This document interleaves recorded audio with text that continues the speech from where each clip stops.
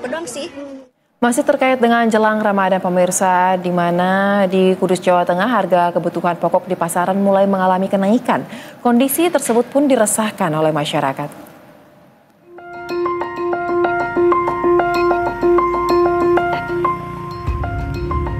Sepekan jelang Ramadan, harga bahan pokok pasar Bitingan Kudus, Jawa Tengah mulai naik.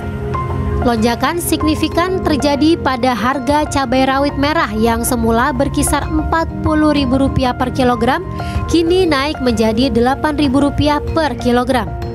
Kenaikan harga cabai juga diikuti bawang merah, telur, dan ayam potong.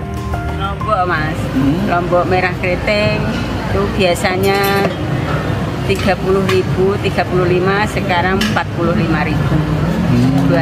Dua hari ini. Rawit merah biasanya 50.000, udah 3 hari ini 80.000. Beli ya biasanya belinya banyak, sekarang belinya dikurangi untuk memenuhi kebutuhan. Kulaannya juga dikurangi.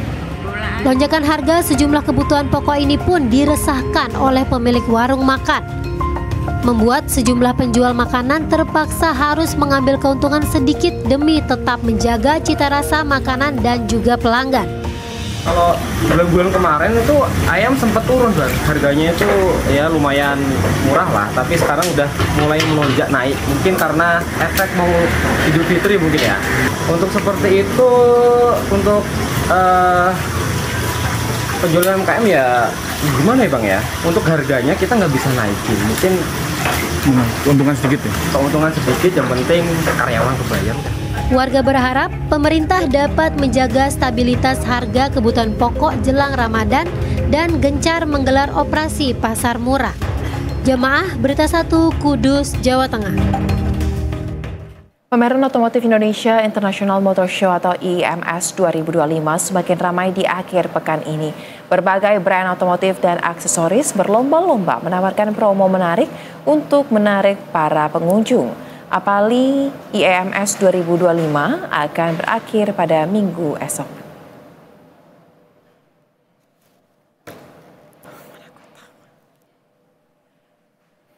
Sejumlah merek otomotif telah melaporkan tingginya minat pengunjung IMS terlebih di akhir pekan.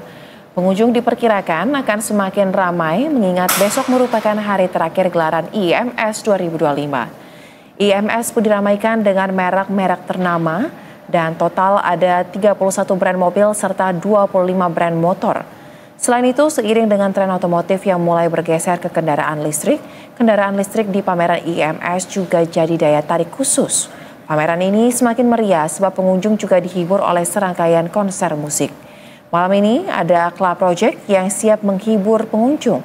Dan besok akan ada Cinta Laura, Wisnu Santika, dan Liquid Silva yang menjadi konser penutup IMS pada tahun ini.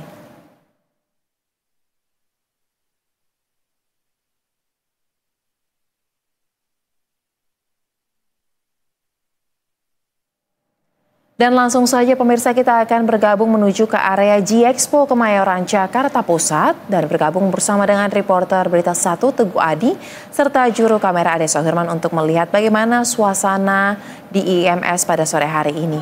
Selamat sore Teguh. IMS kita ketahui bersama bahwa akan berakhir sebentar lagi. Apakah justru di hari-hari terakhir ini pengunjung semakin memadati IMS 2025?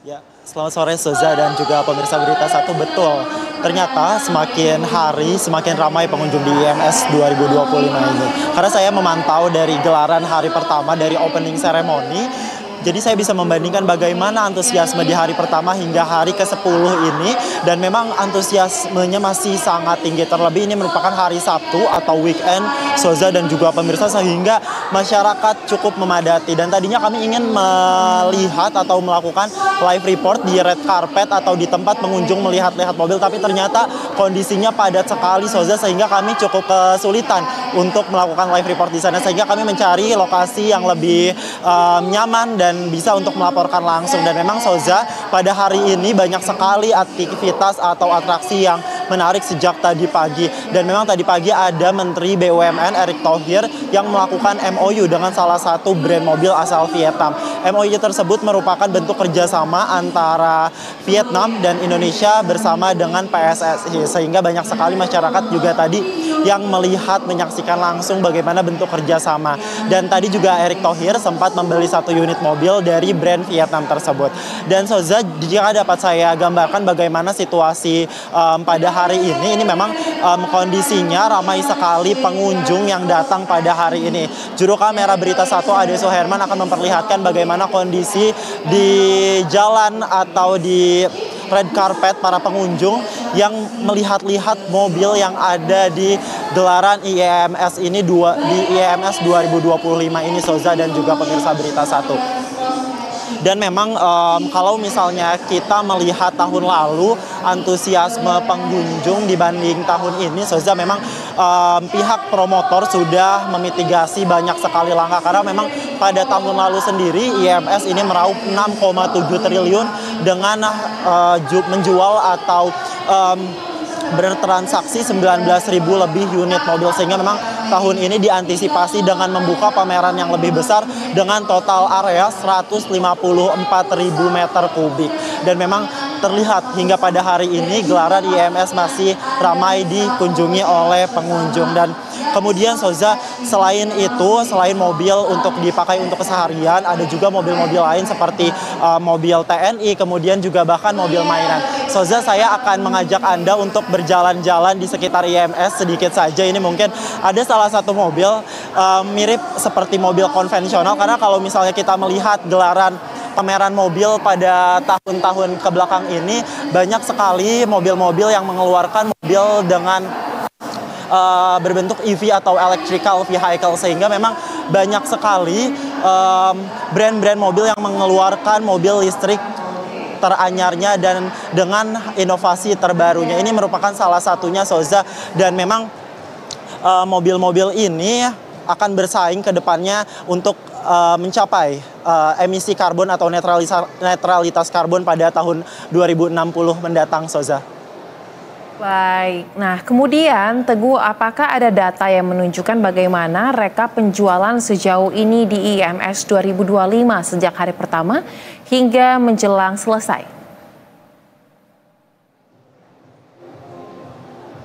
Ya, Soza, memang untuk rekap penjualan pada hari pertama hingga besok hari ke-11 itu baru akan keluar 3 hari pasca acara selesai. Namun kalau kita misalnya bisa mengulas bagaimana penjualan pada tahun lalu, ini memang IEMS ini merupakan salah satu tier pameran otomotif di Indonesia, di mana pada tahun lalu sendiri IEMS ini berhasil melakukan transaksi 6,7 triliun dengan total penjualan atau mobil yang dijual sekitar 19.000 unit.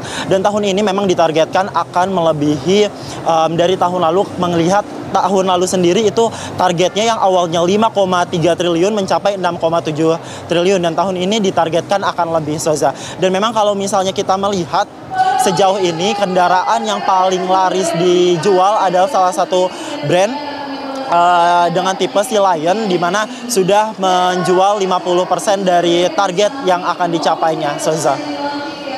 Baik, terima kasih untuk laporan langsung Anda rekan Teguh Ade dan juru kamera Ade Suherman langsung dari G-Expo Kemayoran Jakarta. Selamat kembali bertugas.